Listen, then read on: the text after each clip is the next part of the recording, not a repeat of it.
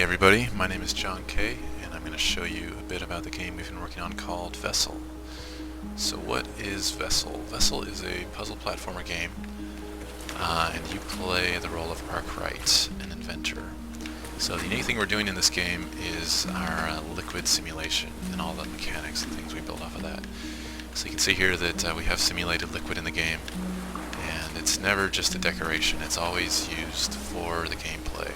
Used various ways through the mechanics, and deeply integrated with the puzzles and everything. So it's not an aesthetic thing. So here the player has the ability to kind of splash around in this fountain, but he can also use some equipment he has. He has this backpack which lets him suck and spray water.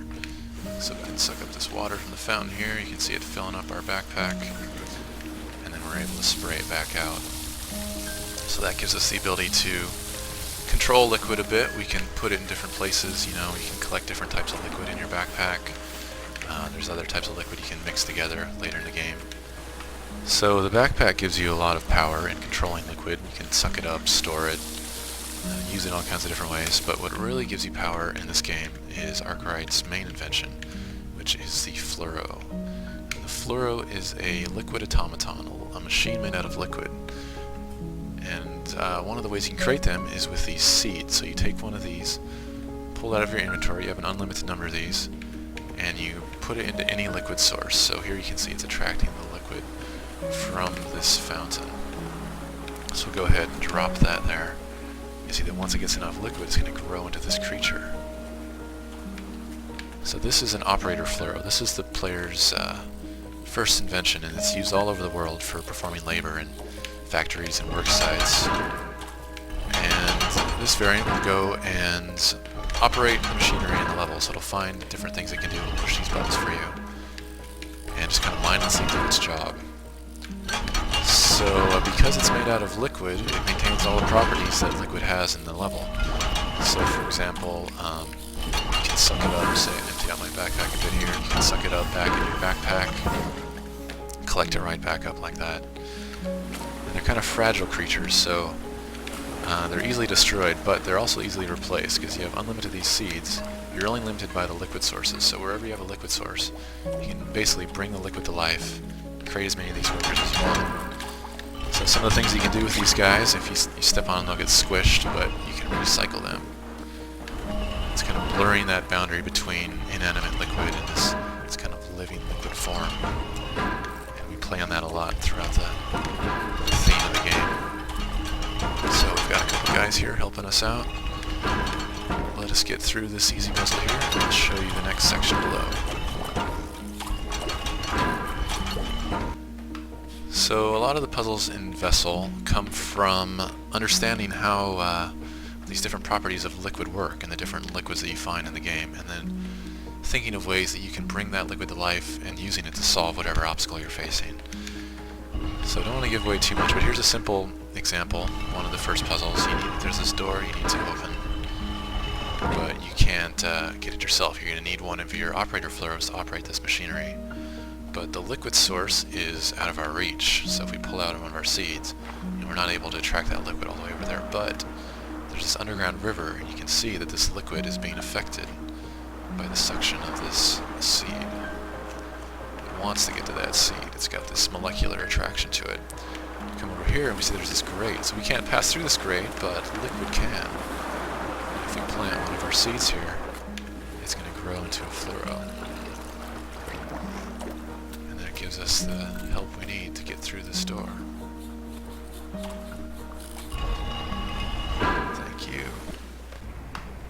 So I'll give you a quick look at one of our later levels. This is the orchard. This is one of the locations that uses Arkwright's fluoro invention to do cheap labor. Since Arkwright invented the fluoro, they've been used all over the world for cheap, virtually free labor, because the only resource you need is liquid. But over the years, they've started to change. They started to merge with the machinery of the world. They've even started to evolve, and they're starting to take over these work sites in these new forms that are found. So Arkwright's role is to go to these work sites, figure out the problem with the fluoros, and correct them, solve these problems. And along the way, he picks up the different evolutions and kind of natural changes that have been happening to these fluoros, and he can add them to his arsenal So he'll collect a number of different seeds through his adventures here, and you can kind of pick which ones you want to deploy in the world, different ways you can bring liquid to life. But only the first one is his invention. The rest are just evolutions he finds in the field. So here's an example of fluoros that have merged with the biology of the world. So this tree is rigged up so that it grows fluoros. So if you spray water into this, it's going to create this blue fruit type creature on the branches. And if we grab this tree, give it a shake, the fruit's going to fall off and grow into a fluoro.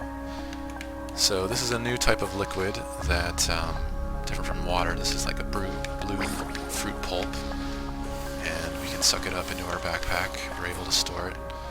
So that's one way to harvest this liquid. We can convert water into blue goo by watering these trees and harvesting the fruit, basically.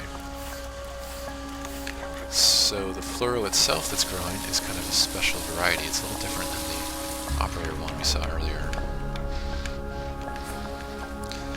Let's take a look at him. This is a drinker fluoro. So what this guy does is he is attracted to liquid of the type that he's made of. So that blue pulp that we collected earlier, we can spray over here in a little puddle and he's going to come over and drink it up. And since he's made out of liquid, he's able to just incorporate that right into his body. So we're able to animate this liquid, bring this liquid to life, and then we can control it by adding more liquid where we need it to go.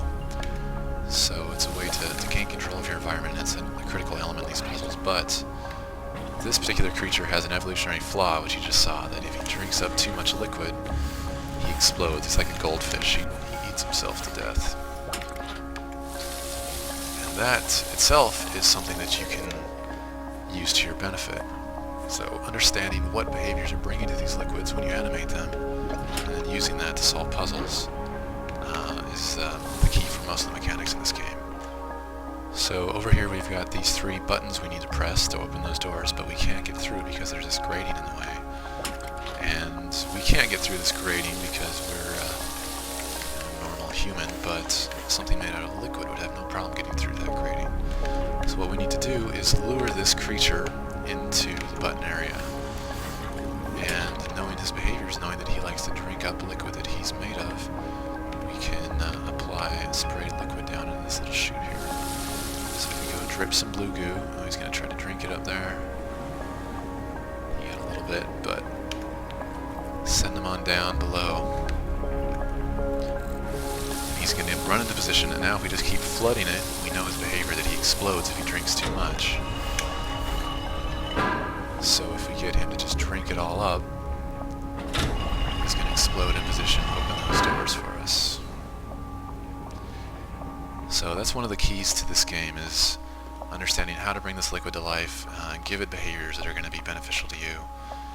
And we play a lot on that theme throughout the story and the visuals of the game. So that's a look at Vessel. We're going to be launching on March 1st on PC and consoles at a later date. So stay tuned for more videos on our website, strangeloopgames.com, and see you next time. Thanks for watching.